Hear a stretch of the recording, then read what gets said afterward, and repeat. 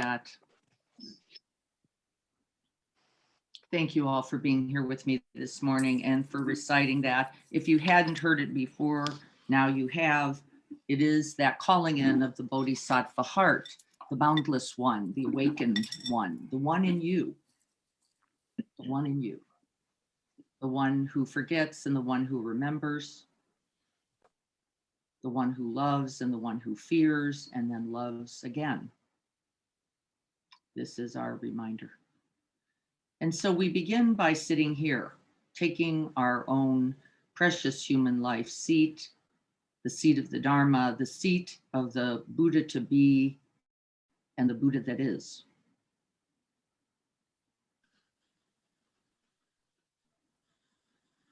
Feel the feet, the legs, and the hips, and let the weight of the body begin to settle.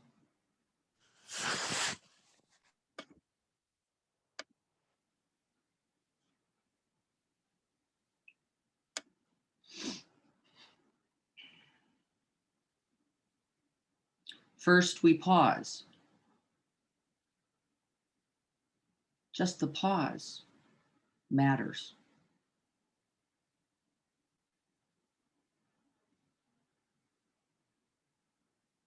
And then we pause and begin to orient back to our inner landscape, back to the truth of our present moment, back to this body, this being here, feeling the feet, the legs, and the hips, settling in.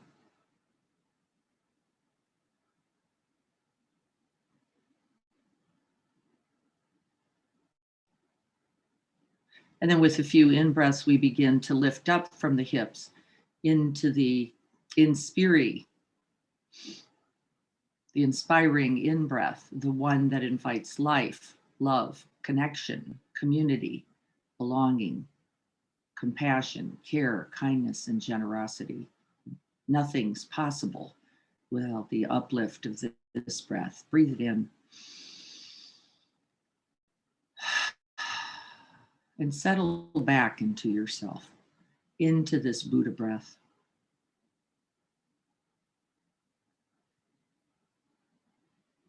And as we are breathing in and breathing out, and knowing that we are breathing, these are the lines of the sutta.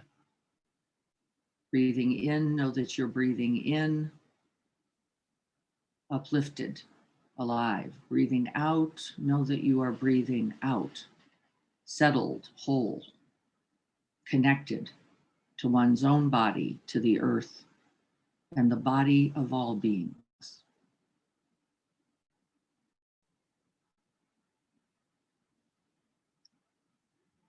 And may we call to mind all those for whom we practice. May we all be well. May we all be happy. May we all awaken.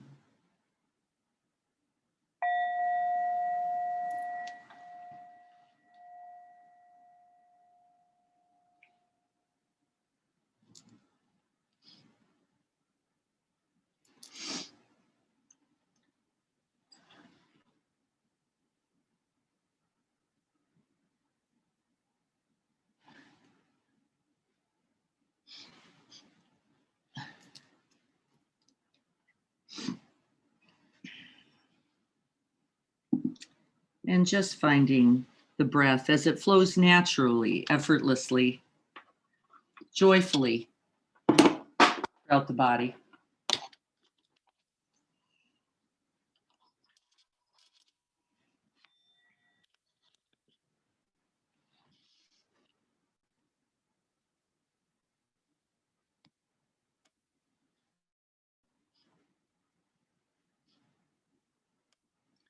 Awakening and inspiring you to arrive fully to this present moment, the third stage of the meditation practice, pausing, turning towards, and then fully arriving.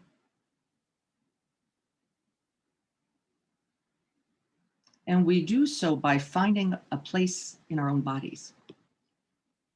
where we can continue to come home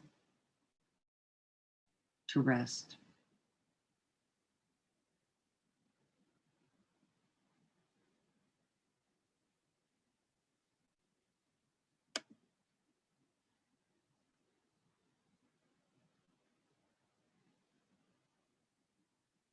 And here's a real opportunity to stop looking for something else.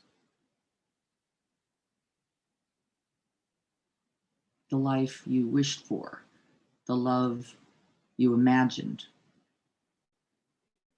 so that you can fully arrive here to this life and this love in this breath, no other.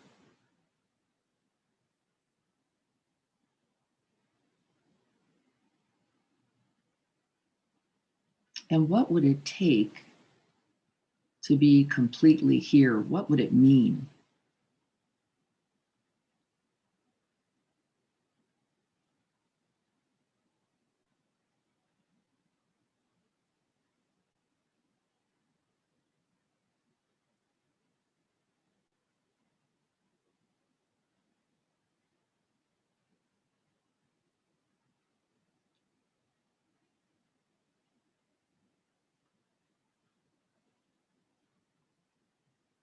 But first, we must completely inhabit our own lives, and we begin with our own bodies.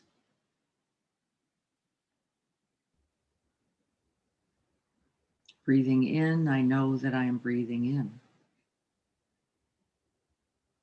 Breathing out, I know that I am breathing out. And in that in breath and that out breath, I am then completely awakened.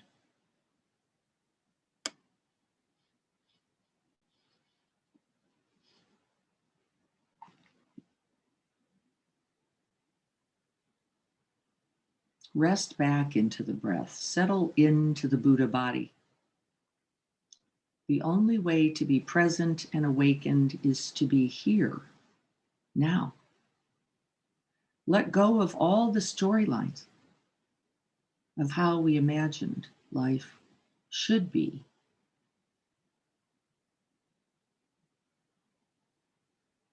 That we could truly inhabit this present moment.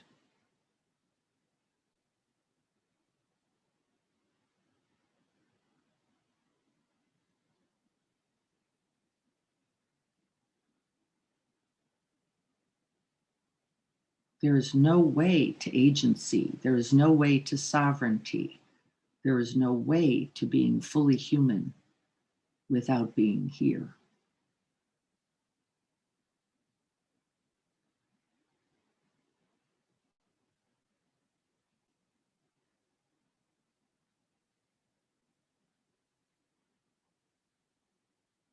We let the sensation simply come and go, just like the breath. We bring a kind and gentle, a truly friendly attention to whatever is arising, but we do not get carried away by it. We simply notice, note, and return to the breath. This is essential practice. If we cannot abide our own breath and cannot abide our own bodies, how? How then do we hope to abide our present moment?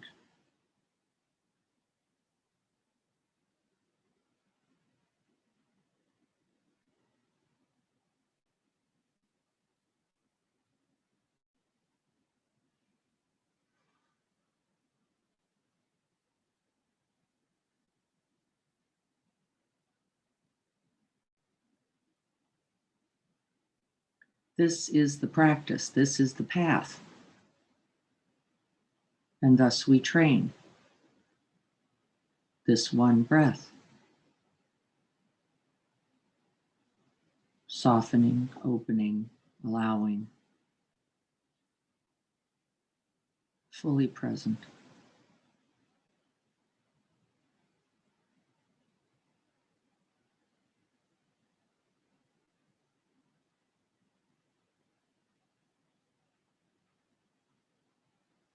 And as we steady, as we still,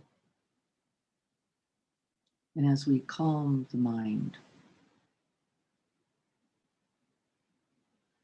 we can begin to see the stories, the old tapes, the old narratives that carry us away.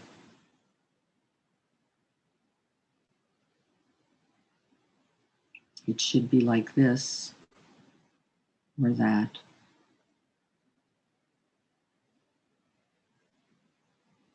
I want it like this, not that. As we inhabit our bodies and breath, we begin to feel things.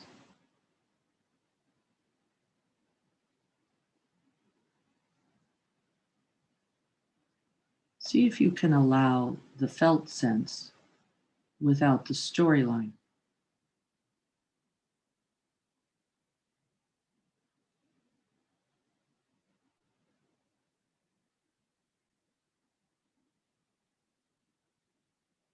And before we act, see if we can simply practice this abiding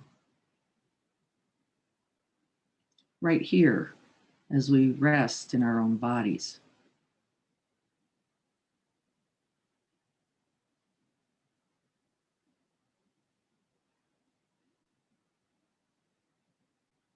The twinge, the pulse, the itch,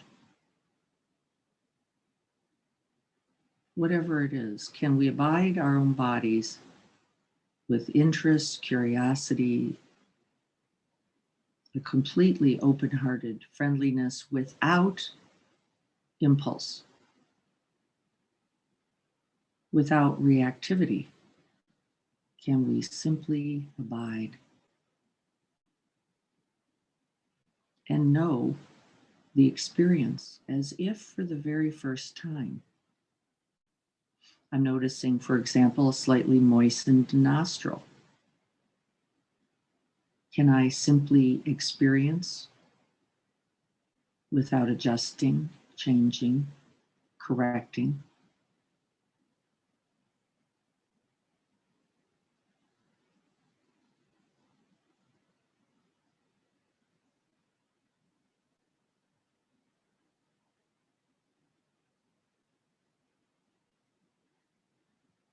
The goal isn't to become rigid or stiff. This is not helpful. It isn't to fight against our impulse, it's to notice them.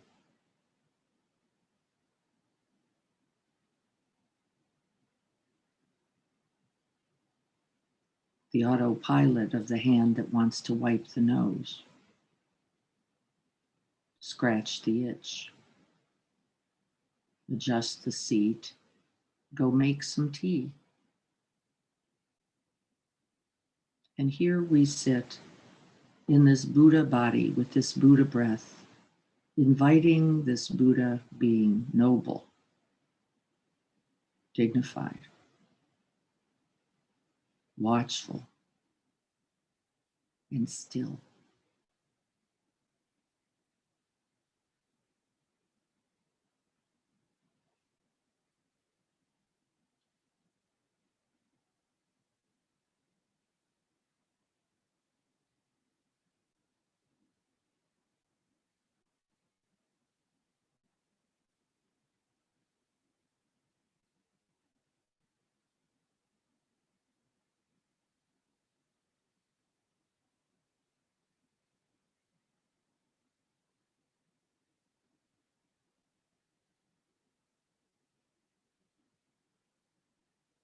Can we invite the wisdom mind to the present moment?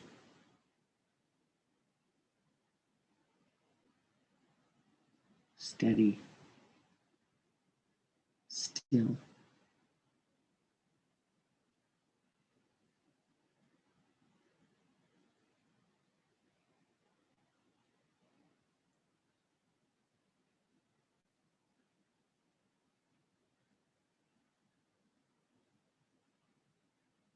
And then we expand the container beyond the body itself to include sounds, opening that field of awareness,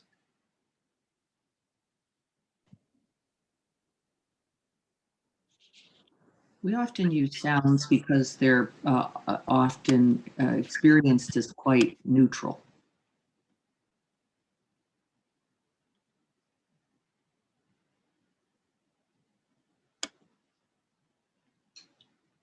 Sounds to the left, sounds to the right.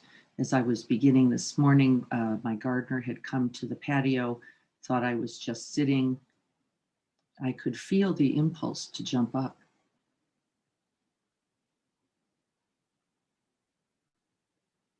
just sound.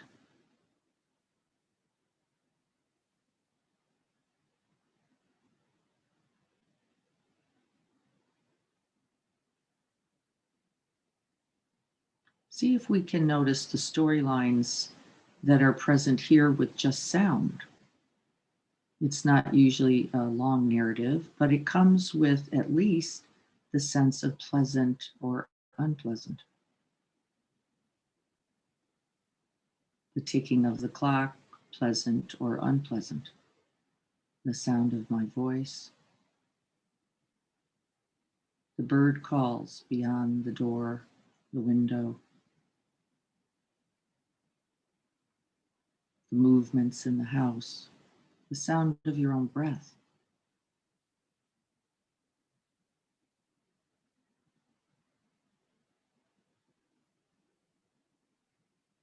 The minute we begin and make contact with an object of sound, we begin a storyline, often missed.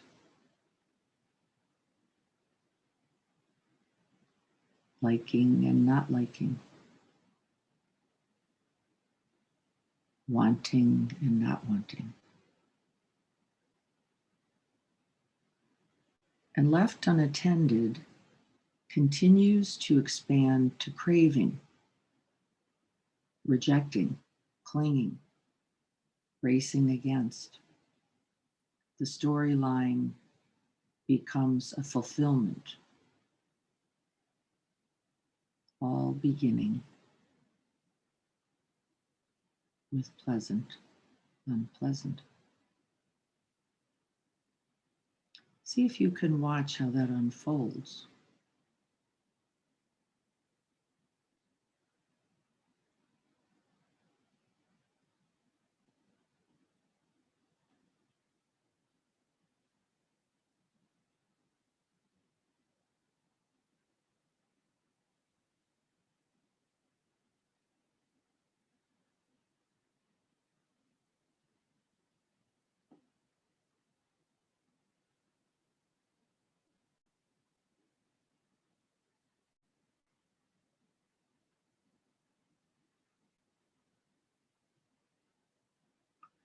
As we are attentive, as we are recognizing, as we are noticing, as we are noting, you may notice that the hook for carrying you away is not quite as great, and this is correct.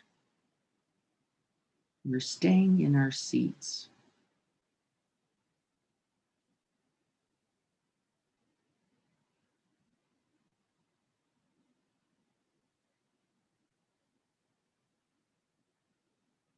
We remain unmoving and simply watch the mind.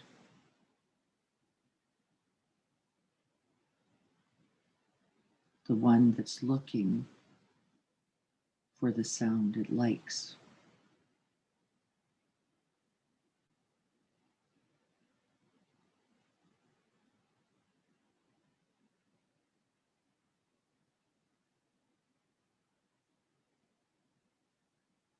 Or moving away from the one it doesn't. Can you feel that? The slightly forward motion in the seeking, the slightly drawing back in the rejection. Pay attention.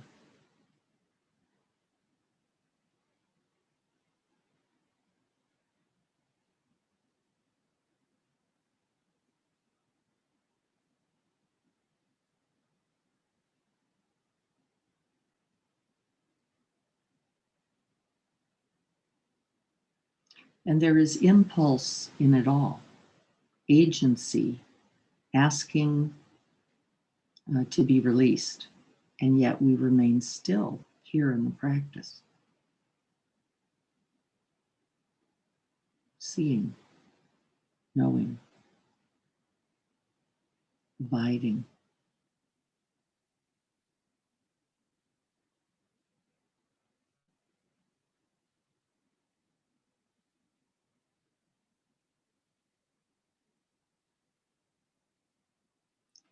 Creating some space and room, seeing if you can feel and sense the stillness, the silence.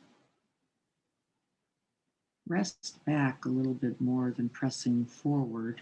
See if you can feel that sense of space, the space of our own boundless awareness that holds all sounds, those we like, those we don't like.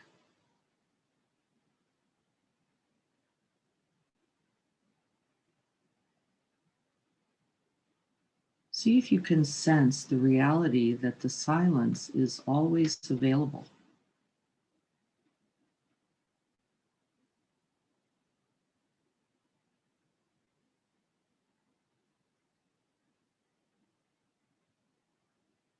And rest the mind there.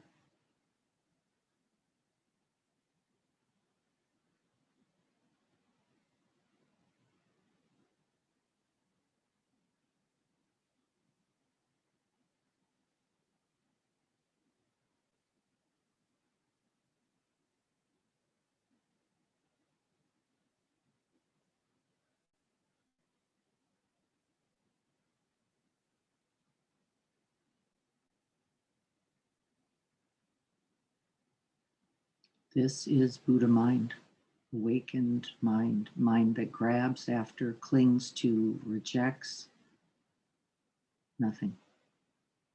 Rest in the open space, letting sound simply come and go.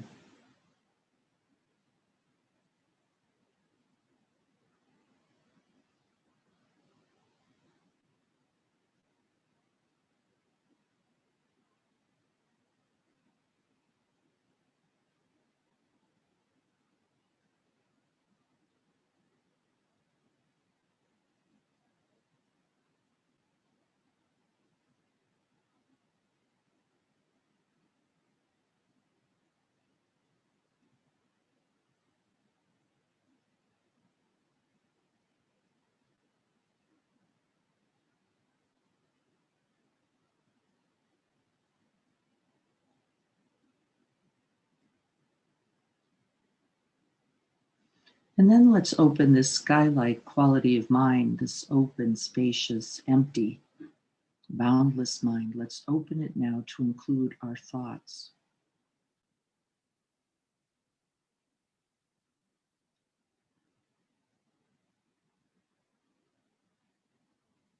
There is the awareness that can hold without clinging, without rejecting all thoughts as they appear, as they arise, as they change, as they fade and pass. See if you can't hold this sky-like quality of mind as we bring attention to thoughts.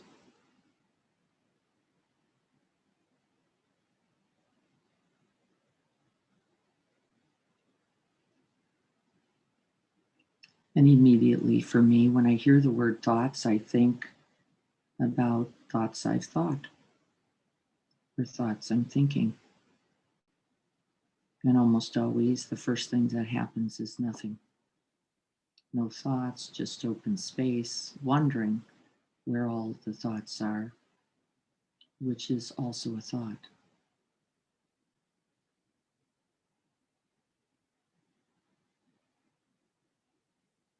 And then I'd like you to recollect. This means to actually invite thoughts. I'd like you to recollect the thoughts you have thought this week that have been in the service of this Buddha nature in you. this bodhisattva being called in, this American, this one.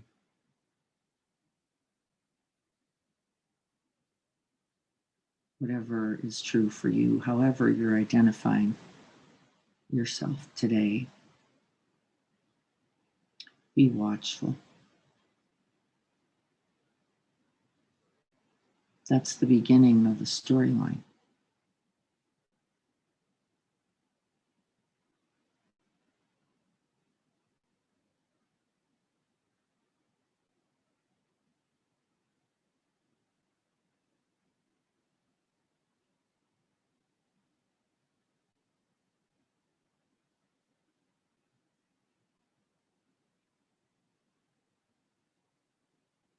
What thoughts did you think that were in support of your own most boundless, most wise, most caring, most loving nature? I am capable of this. See if you can recollect a few of those.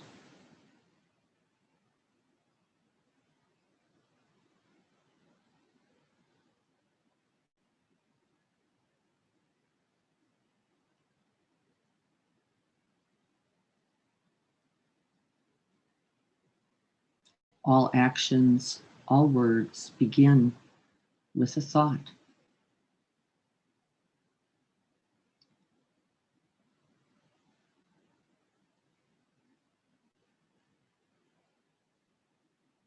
One of my thoughts this weekend were simple actions can be love.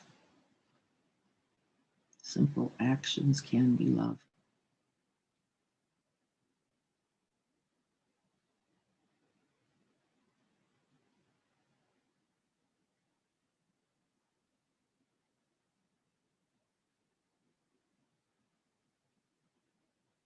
A smile, a phone call, a meal, a loving response, one's own loving presence. Enough.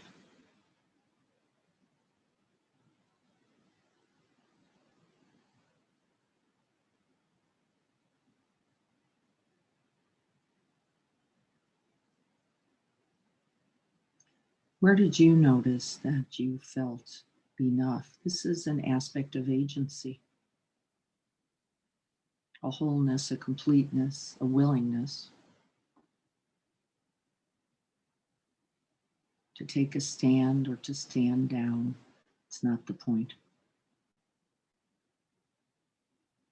But there was agency in it, intention, purpose, meaning.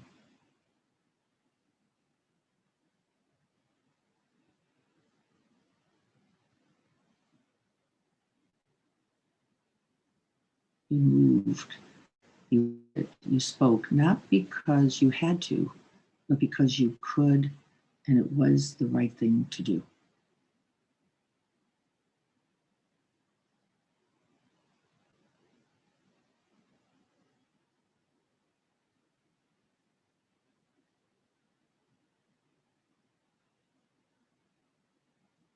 Can you feel that physical felt sense?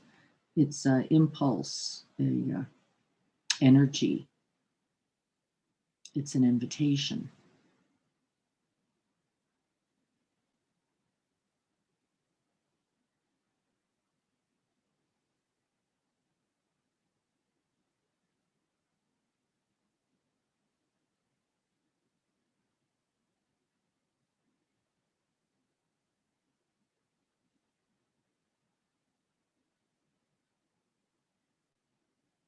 It doesn't take you away from the present moment, it invites you to it. We must arrive completely for it.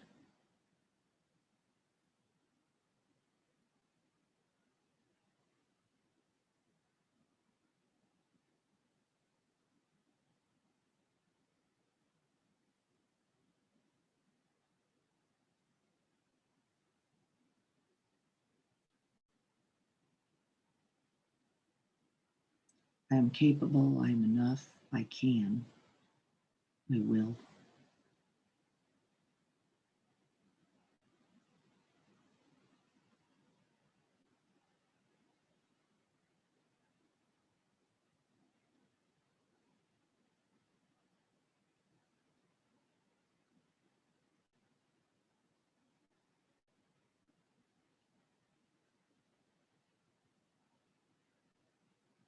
Just feel that sense. It is important to remember this sense of agency, this sense of wholeness, completeness, this sense of being supported by more than the small, limited, egoic self, the one that acts, thinks, and speaks for us all.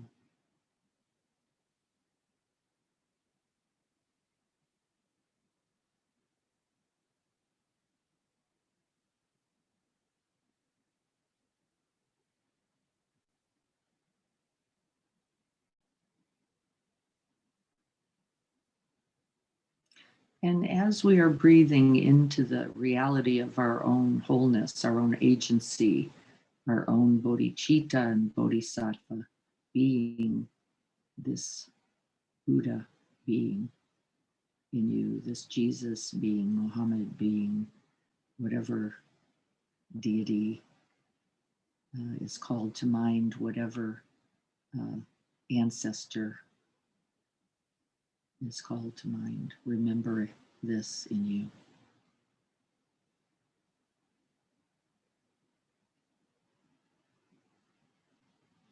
And then I'd like you to recollect for just a moment, if you could, as you're shining the light of this wholeness, as you're resting in this goodness, as you are available to this present moment, what gets in its way? What gets in its way? This was part of the inquiry. When we know the change is ours to make, when all that will heal will be because we brought that healing hand, that healing heart. When we rest in that wholeness and remember what gets in its way.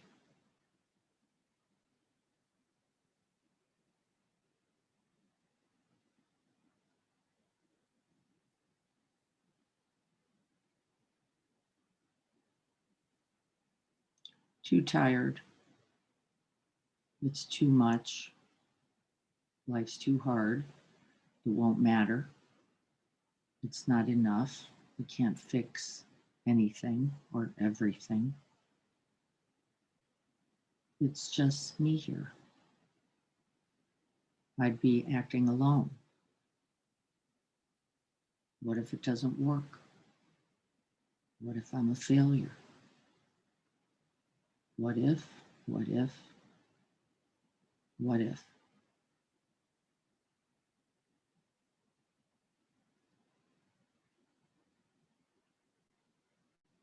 We also use the conditions of the present moment. It's too hot, it's too cold. If it weren't rainy or windy,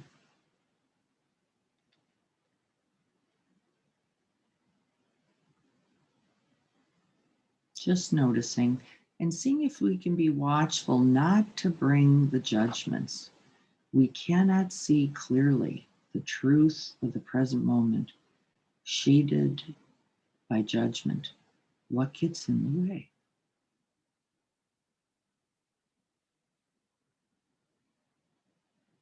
Fear, confusion, worry, disbelief.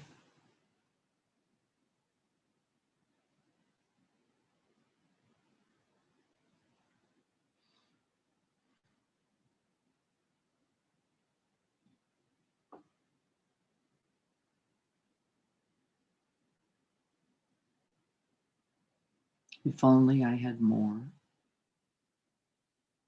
If only I were more, then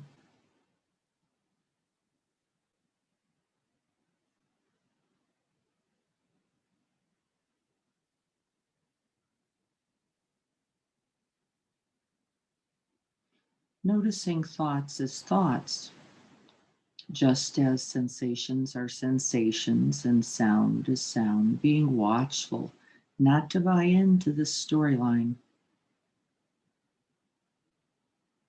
Thoughts as thoughts. Can we notice them and release them?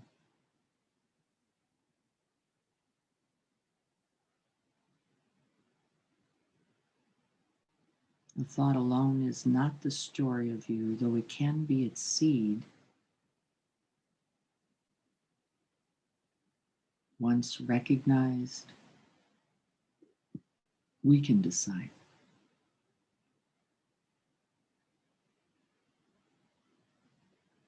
And then letting go of thoughts, letting that sky-like, vast and boundless quality of mind rest out in open space. Let sounds come and sensations come. Let thoughts come and even open to include emotions. Let each pass like a cloud in that vast sky. Not me, not mine, not I.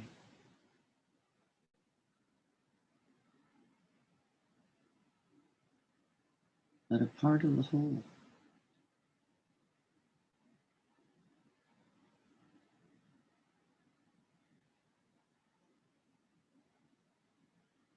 Resting back in the breath. Resting back into that still, vast, open space.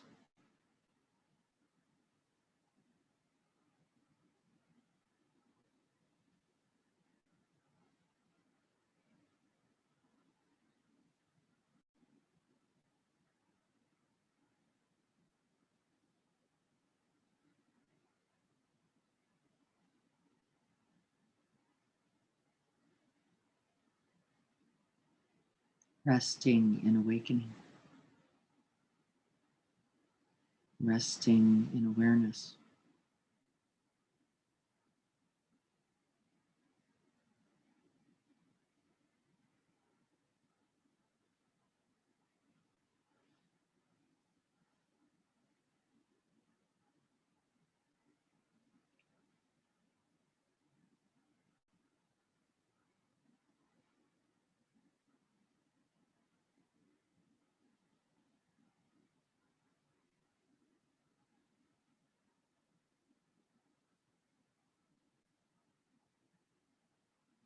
And let the mind and the heart and your most loving, most compassionate presence fill that space.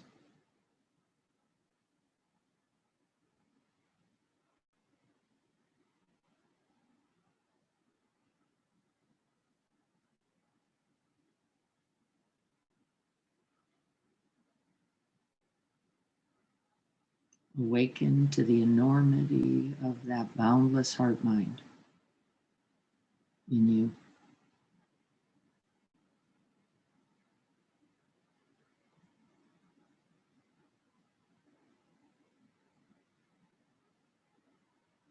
Breathe it in. Remember it.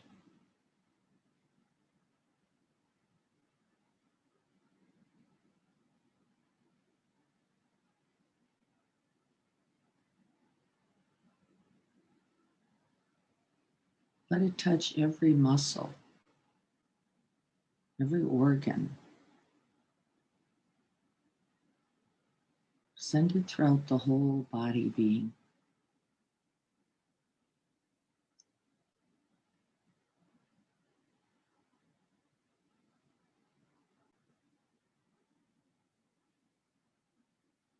This is a moment of enlightenment, a Buddha be.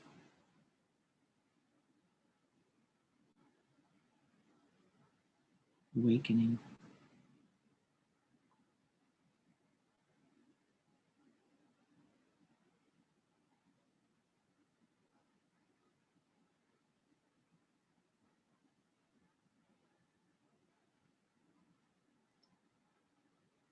Awakening now. and here.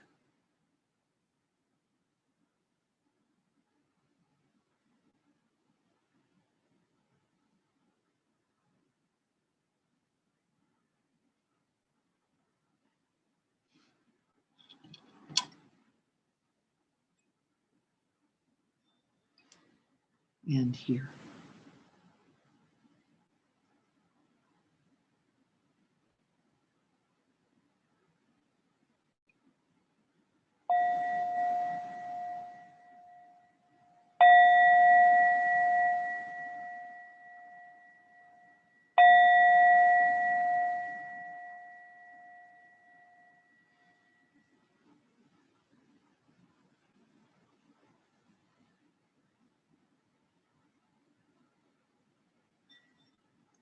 And with some kindness, offering yourself a gentle movement.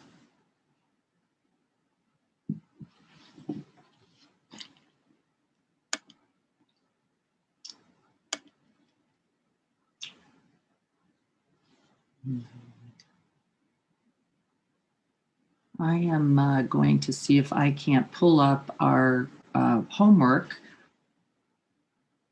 for last week so that we can look at it a little bit together.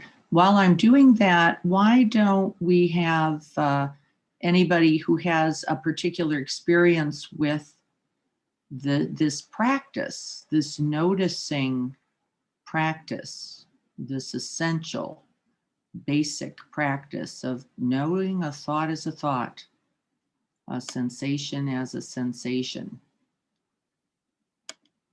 While I'm looking for this, let's see if we can find that. I guess my website went away. I'm going to pull it up. So thoughts about the practice today while I'm doing my little hunt for this.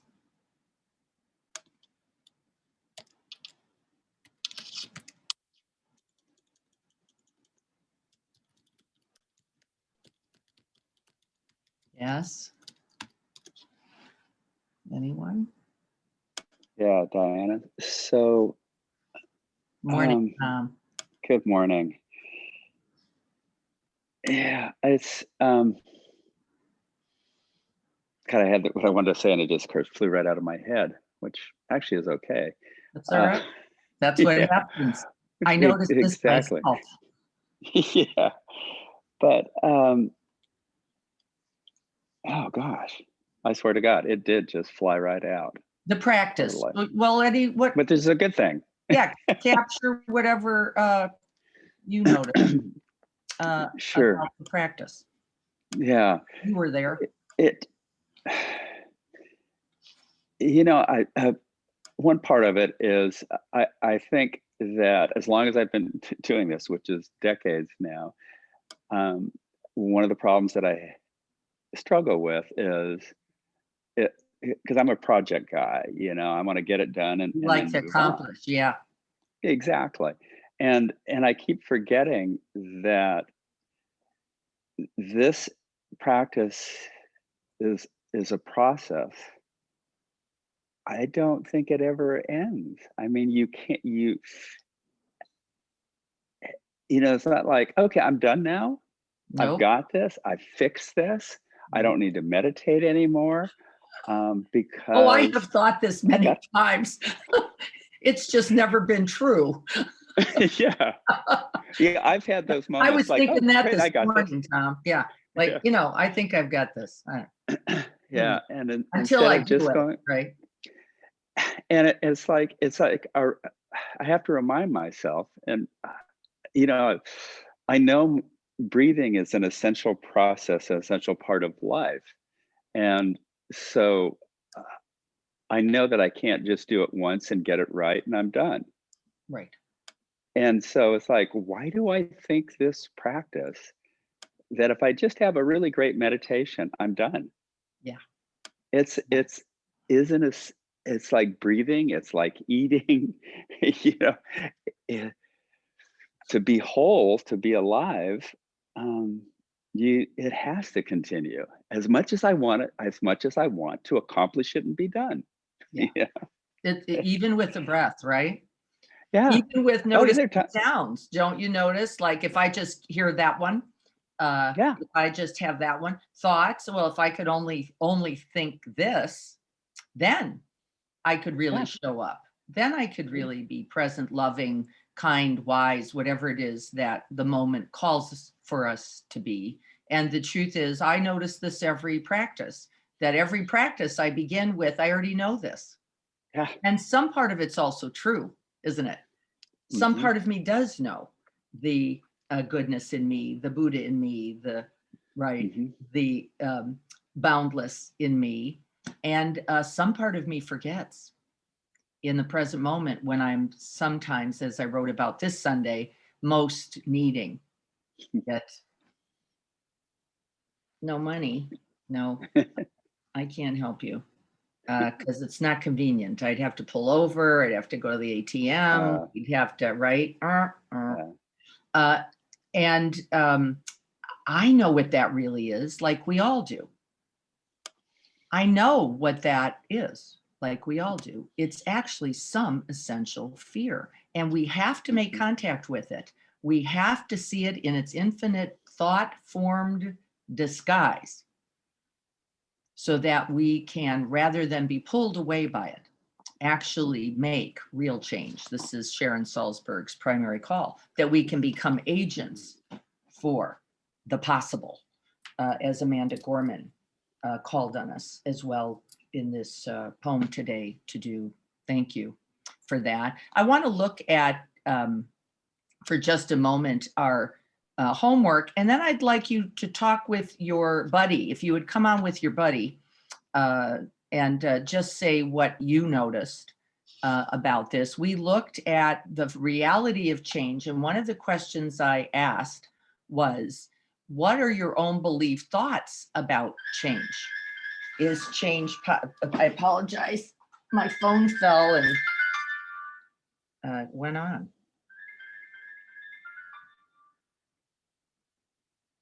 And I can't turn it off. I apologize for that. Um, what are your own belief thoughts about change? That was one of the base concepts in week one. Because if you believe that change is impossible, if you believe it's too hard, if you believe it's too big, the truth is you are already starting the narrative, aren't you? You're already starting the storyline. And the storyline is, I am not enough. I am not strong enough, big enough, rich enough, uh, enough to affect real change in this life. And in fact, Sharon gave us infinite examples, didn't she, of many others. We know them because we are them, of moments where someone said, it must be me. Now it must be me. And so that's one thought. What are your belief thoughts about change is down there in the bold. What binds you to those beliefs? What frees you to access the boundless heart? Let's talk about that. You and your partner, what did you guys come to on these essential questions? Let's take 5 minutes and investigate this before we go on. What did you and your buddy come up with as it relates to your direct experience, your perceptions, your belief, thoughts about change?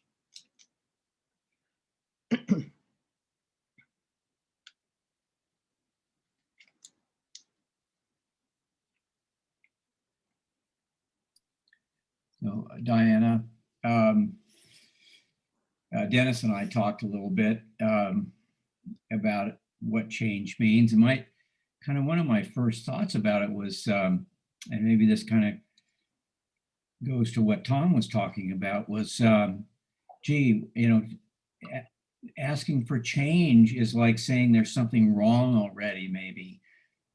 I need to change. This is kind of maybe almost an aggressive thought process. And then really reading what um, Sharon is talking about, it's not so much about that. We are already okay.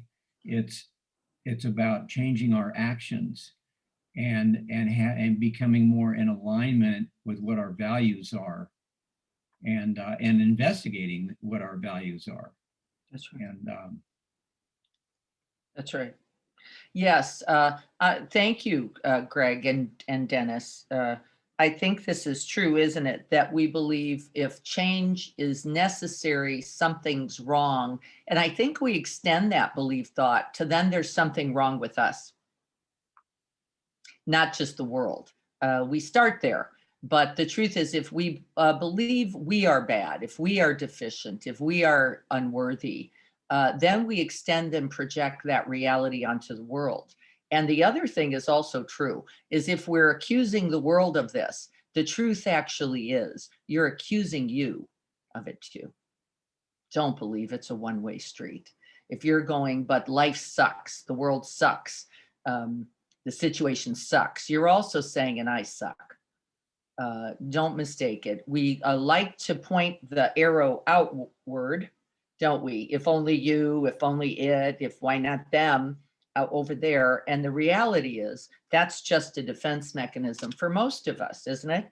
Against my own belief thought that I'm not enough, that I don't have it together, that I don't have what it takes. And so then we become what I call, there's a word that I love, constant complainers, don't we? Constant complainers about what? Everything.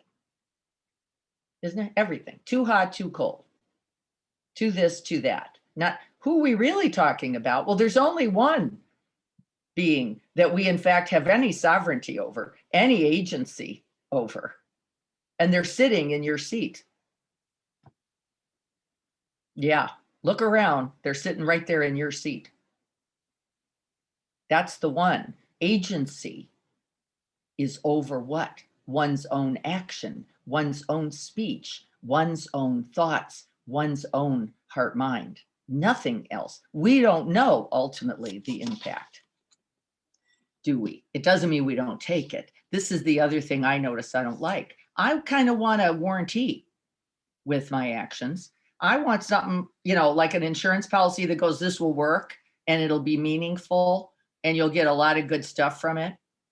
Yeah, I don't want to do it with the, you don't know anything. You don't know whether it works or doesn't work. And even the idea of that is somewhat limiting, right? Because my small idea about what works is unfortunate, couldn't we say? Wouldn't it be unfortunate to imagine that life simply lived in that small container of my own imagination, my own belief thoughts about what was possible? Not that it couldn't include them, of course, because it can. But watching this habit we all have for what we really believe about change, it means something's broken, and that translates ultimately in what I'm saying to, it means I'm broken. I'm broken. And how we all come to terms with that. I remember a time, I'll give you an example of this and then we'll go on to the other reflections before we go to chapter 2. I remember a time where I was saying, well, I'm not prejudiced. This is probably 10 years ago. I'm not prejudiced. I don't act in that way. I don't, judge others by their color, just as an example. So there's nothing for me to do. Yeah, I already am doing it, right? Just in that simple way, right? That belief thought, well, I'm already doing what I need to do because I'm not prejudiced. My sons are not prejudiced. Our family does not speak in that way, immediate family. Let's not include the elders there. So I'm good. I'm good. No, it's not true. But we like the idea, don't we? We like the ideas. And now we're all being called to reevaluate that, aren't we? And this is also good. You were asked to do the practice at least a few minutes a day. You are doing 60 breath practice, no matter what else you're doing. And that takes about 6, 7, or 8 minutes, depending on your breath rate a day, 20 in the morning, 20 in the evening, 20 throughout the day. If you can't get to practice and you can't get those 60 breaths in a day, I want you to write me or raise your hand or go, I just can't do it. It's not true. You're not doing it might be true. And then it's just important to look at what believed thoughts have gotten in the way of that. What are they? What believed thoughts, because this is exactly the same. Let's use the practice as the mirror. What believed thoughts have climbed in the way for you to say 60 breaths? Nah. You can write that in chat or come on and say it. It's exactly what gets in your way with every other thing that you ultimately have the capacity to be offering to the world. Anybody thoughts on this? I have. Oh, go ahead. Thank you. Hi, Diana. This is Annika. Hi, Annika. I didn't have the sitting and doing breath practices. Nothing gets in the way. Acts of kindnesses, however, I have a million excuses not to do them. It's a terrible thing, oh, but I'm isolated, or oh, but my friends are far away, or oh, I they'll just use me, or they don't care, or they're not gonna receive it right. I remember how hard the Bodhisattva training was last year, in 2020 when we did that. Acts of kindnesses, I think I can come up with any kind of excuses not to do. Don't we? But I want us to begin with our 60 breaths, Annika, Yeah, because sorry. they're the same. Yeah, they're the same. Can you find the excuse that you make for the 60 breaths that you end up making for why you couldn't do the video, for why you didn't do the reflections, for why? I'm too tired. It's too late. I had a glass of Thank you. wine. I can't do it tonight. That's right. It's too late. That's one of my husband's and my new favorite for our shared 60 breath practice that we have taken on together. It is too late. Too late for what? What's too late? Too late to stay awake. Too late to stay awake. Maybe you'll fall asleep. Okay. Too late for, right? This is the part of Yeah. the conditions we impose on our life over and over and over again, over and over and over again. By the way, folks, they're patterned. Pay attention. They're the same 5 excuses you make for everything. They just have a slightly different slant on them, depending on the thing. Too tired, too hungry, too lonely, too, right? Blah, blah, blah. Watch your storylines. You're replaying them. You're strengthening them, says the neuroscience, every time you play them. I wish I had it all together by now, said Tom. I should have it all together by now. Why should I have to keep doing this? I have to keep waking up. It has to be this continuous effort. I ask the same thing every single day. Really? I didn't wake up just having it all together today. I've been practicing for a while. I Too want us to busy watch is another one. Go ahead. Which? Too busy is another Too good one. busy. We're the best at this. There's no country in the world better at busy than us. Oh, the Germans probably run a close second, but right? Too busy. We've got so much important stuff to do, except there's nothing more important, and we know it. Is there? And we know it. We do. Deep down, we know. Whatever that is. It doesn't mean you shouldn't clean your garage. It just means it can't be an excuse for why you didn't help your neighbor clean theirs. That's all, right? That's the truth of it. And this is not said with judgment. This is said so that we can see what gets in the way. What are the clouds that obstruct that bright sunshine that is actually our own true heart minds? I know this is true. And I know it in me. And there I was driving right by that homeless guy, shrugging, go, I know, I see you, you see me. I don't have any money. I didn't, but that's okay. I could have pulled right over. Could have pulled right over to the ATM and said, come on, let's get a Crack Shack chicken, or here's 20 bucks, or let's work something out. But I was on the road. It's very busy on the road. Very easy to keep driving, isn't it? For us all. Yes. Making a vow to live in alignment with my values. Yes, that will take a change of my actions. Oh my. Yes, Andy, I'm noticing myself. Oh my, oh my. This will mean change. It absolutely will mean change. Yes. Teaching change, values, and vows this morning. Beautiful. Wonderful.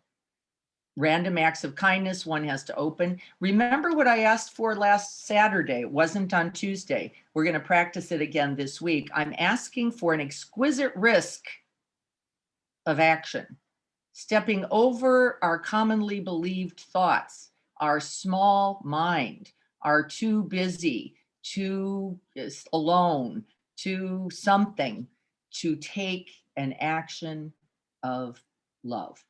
We practiced the circle of love, and the point of that was, yes, all actions then from that heart are valuable and meaningful. And so let's take them together. Doing the body scan every day. Yes, that's one of my favorite excuses. I already practice. Who needs those 20 extra breaths? Yeah, I know. We've got a billion of them, don't we? We're laughing, aren't we? Yeah, we should be laughing because, of course, all of that does not free us from our invitation, doesn't free us from the call.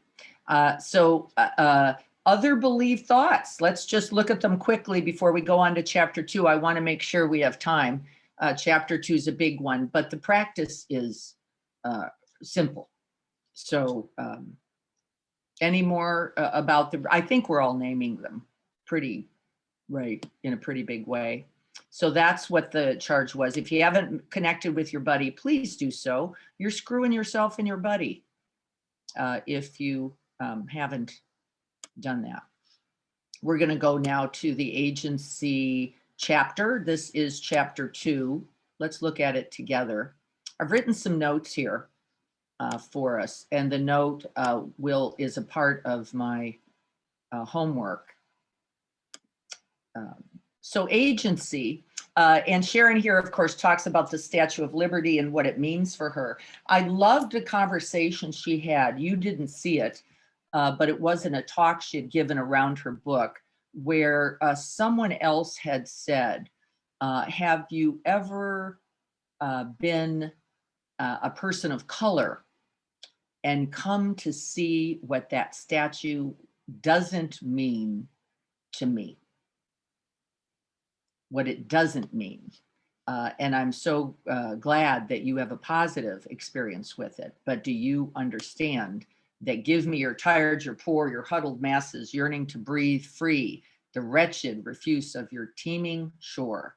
Send these, the homeless tempest tossed, to me. I lift my lamp beside the golden door. What that doesn't mean for me. We have to pay attention now to that as well, don't we? Also, its potential, that it is pointing to that goodness, that wholeness, that sense of everyone belongs and you are welcome, and that we have not yet accomplished. As Tom said, we have work to continue to do. And can we be accepting of that? I loved this. Her sense was the Statue of Liberty was the intrinsic part of us that no matter what deserves love, happiness, respect, and a place to rest. All of us, no matter what, is deserving of this. That sense of striving begins with agency, taking a concept that can be abstract or distant and breathing life into it. Daring to imagine that dreams can come true and determining to try. I thought that was most important, and determining to try regarding those dreams. She talks about that foot up of the Statue of Liberty and how that is a woman on the go, representing action, aliveness, and how do we animate? How do we animate our own hearts with action? Not before we first gather, collect, center, and open to ourselves. This is the call, the first call. I feel more capable right now, for example, of going to affect my day and those I love and those I don't even know in a positive way than I did before the meditation. Why? I am more whole. My mind body is more integrated and connected. I feel the energy and impulse of both life and the Sangha and the truth of the Dharma, and am more ready to go tackle the day now. This is a part of our invitation. Pain and loss and challenge can easily cause us to turn completely inward. Isn't it true? And I wrote here as a note, can you remember a time you were on the floor under the covers or completely collapsed when you knew that an action would have been the better response? How did you resolve this dissonance where you knew that the inaction itself was the limitation? Can you remember a moment? I'm just using my one from Sunday, Saturday, where I saw that clear need in someone and was too busy driving to take the exquisite risk required to attend. On every level, we are curled into the fetal position, trying to absorb the shock of sudden change, which is how often? Continuous, constant. There are always winds blowing, even when we can't see it. And our habit is to retreat into that fetal position. You could say, by the way, self-clinging. That's the real fetal position of the mind, self-clinging. What about me? What about mine? What about this in me? It doesn't mean we don't get to attend to ourselves. I don't want to imply that. It also means that that can be a defense against recognizing that we also have that invitation to contribute, not only to ourselves, but to the whole of the world. The story doesn't end there. The fight, flight, freeze reaction, blunt and automatic, refines into a response that is active and engaged. She's giving us a possibility. Did you notice the energetic impulse within yourself, either during the practice or this week? How do you notice it? How do you catch it in your own mind, body? Let me stop there for a second and ask you to write something about this. How do you know that impulse to awaken, the impulse to act, the impulse to contribute? How do you feel it in your own body? Let me go to share here and chat and see how you notice it.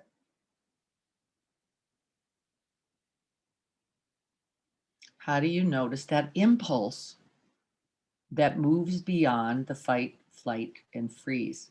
You begin to feel the thaw. I think so too, Chris. I kind of feel like the body softens in. It settles a little bit into itself. I feel more present and in my seat. There's an energy. Yes, thank you. Let me go down to that. I absolutely agree. Shivam, energetic pull of the heart. You can feel some kind of movement, right? And it feels radiant and energetic that says, capable, enough. I can hold this too. And I believe it is an energy. I think that's right. Denise, thank you. Persistent thought as a call to action. Stop the freeze. Yes, I must, isn't it? I must act. I must. This was a beautiful reminder for me on Saturday. I must act. This is ridiculous that I could find this. I pull up to that same stop sign on Encinitas Boulevard off that exit probably 10 times a week, and there's almost always somebody there, and I never have any money. What's that? And again, it isn't the circumstance. Don't use that as a small excuse. What is it? What is that in me that knows that truth really deeply when I reflect on it? I got busy. I'm driving. I don't have time. The guy behind me is going to be pissed off. La, la, la, la, la, la. Continuous, right? reasons not to. There is none. There is none. When everything breaks apart, you lose your breath. But then there is a space where you get up again. Yes, wipe yourself off. And then there is a freedom of choice to where the next step should be. It is not predetermined. It is not. There would be another situation, just so we all know this. We're getting, rolling down the window and offering money may not be the right action for any number of reasons. It might be dropping some extra food off at CRC that day. Maybe that's the one. Remember, where the eyes goes, so shall the heart go if we're open. And then we have the call. How will I act? How will I act since I have seen it and it's truth? How will I act today? Not tomorrow, not next week. Not that you can't organize that, but be careful, because we put off for another day what is doable today. Don't we all? Yep. No, we feel no other option but to move towards. Exactly right. Thank you, Adrian. The light is green. Oh, well, that's right. That was my excuse. Uh-oh, people behind me going to get pissed. Really? Too bad. Too bad. What they actually probably are, by the way, is what? Feeling, oh, right. Yeah, I should be doing this too. That's how I feel when I see somebody in front of me. I think I asked that question. Yep, let's go on.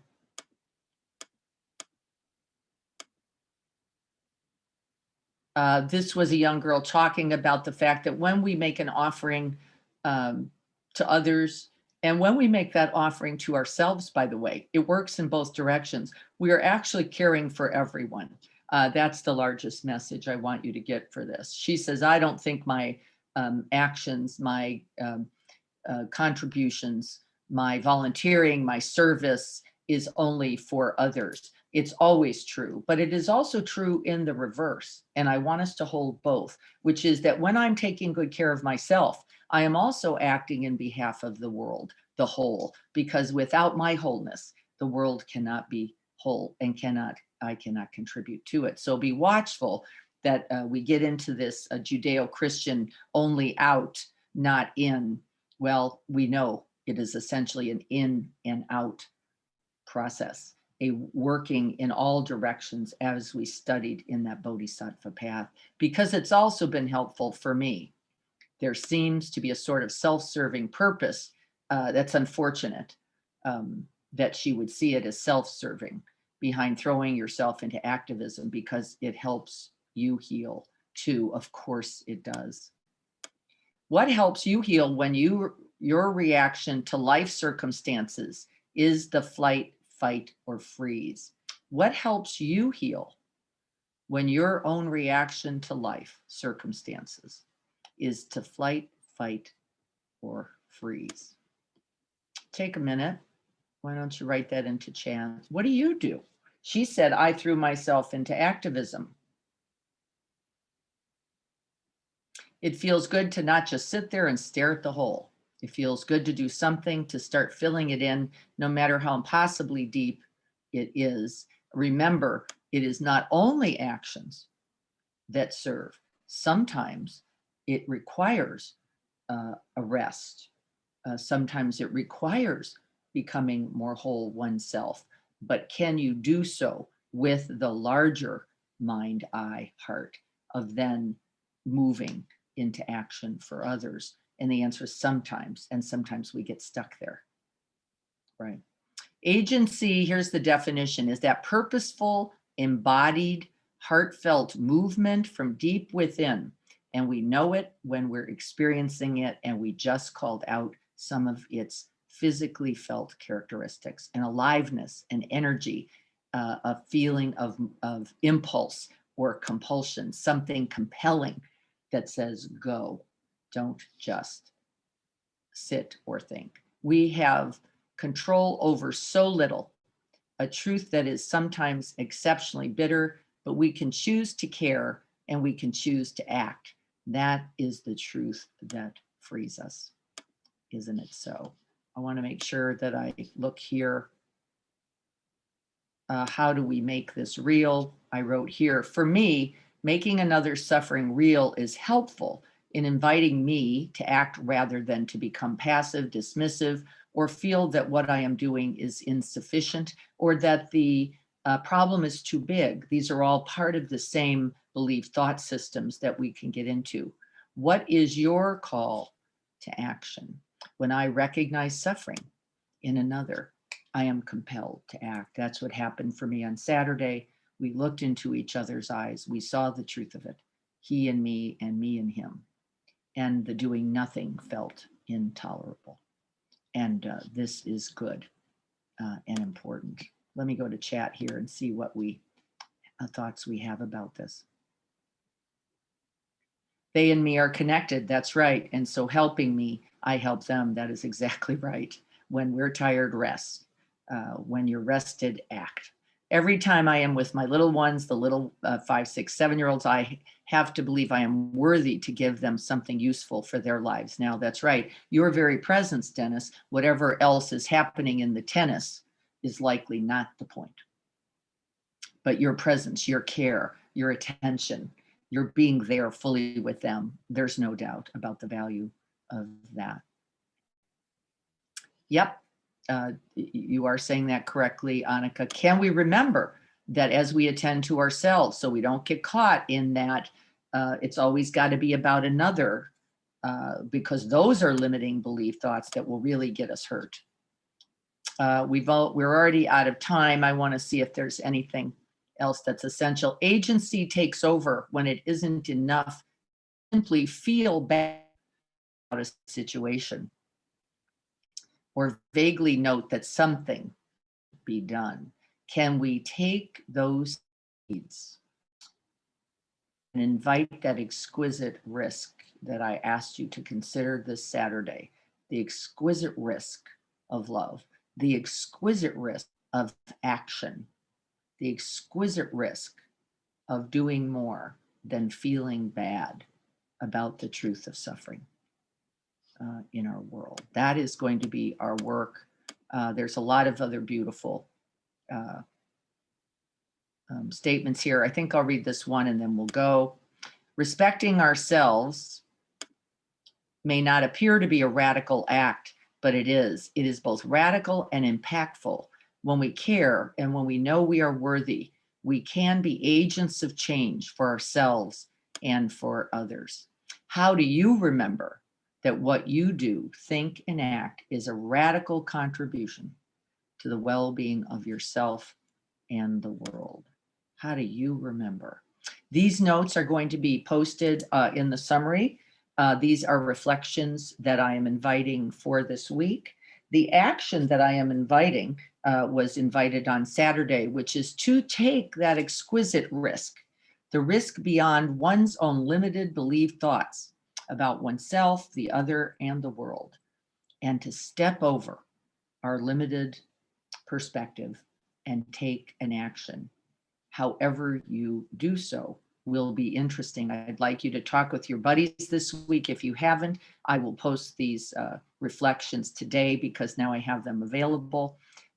Leslie, as always, is so kind to us by helping us get these videos posted on the Real Change tab of the Encinitas-Mindfulness.org website. And the only other reminder is that we are currently accepting contributions, which are being matched to feed the healthcare workers at Scripps Hospital. And if you have it in you, if that's the right action, and I trust that completely, please know that we are making that offering. We, I think, are going to be starting our first meal this Friday or soon. We are also going to be writing some letters to the healthcare workers, letters of gratitude, appreciation, letters of hope, letters of care. We'll keep talking about how we're going to do that. But if you want to take an action on behalf of the healthcare workers, that would be one that you could consider. And so I know we're already out of time and many of you have to go. I'm going to ask that we just bring our hands together at our heart, that we remember that we are agents of love, agents of change, agents of possibility, agents of hope, and that agency ultimately incarnates into action, thoughts, words, and deeds. May we take the exquisite risk of being our truest, greatest selves and acting from that love each day. The exquisite risk of not letting our fear-based thoughts lead the way. May we be healthy. May we all be safe. May we all have ease. May we all remember our true Buddha nature, the awakened one within us that wants happiness, ease, and freedom, not only for ourselves, but the whole of the world. May we make it so.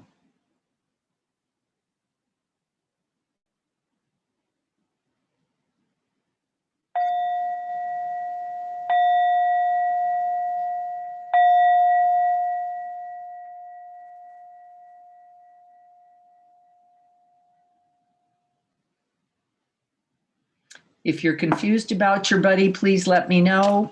Thank you, Shivam, for helping get that list out. I thought I saw her on. I hope everything is well. We will be reading chapter 3 for next week. You will get the notes with the questions for these chapters in the Real Change today.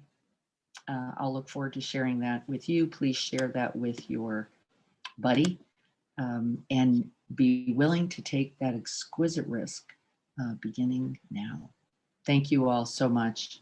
It's good to see you all. I love having you all here. Be well, everyone. I'll look forward to being with you on Thursday morning with Greg. If you happen to be there, Greg is continuing. I'm so excited about that. And then Saturday, where we will review that exquisite risk work, what actions you were able to take, and also what got in the way of that. Let's look at that together. All right, everyone, be well. Have a beautiful Tuesday. It's going to be a sunny, gorgeous day. Try to get outside, breathe in some fresh air. I'll look forward to seeing you soon.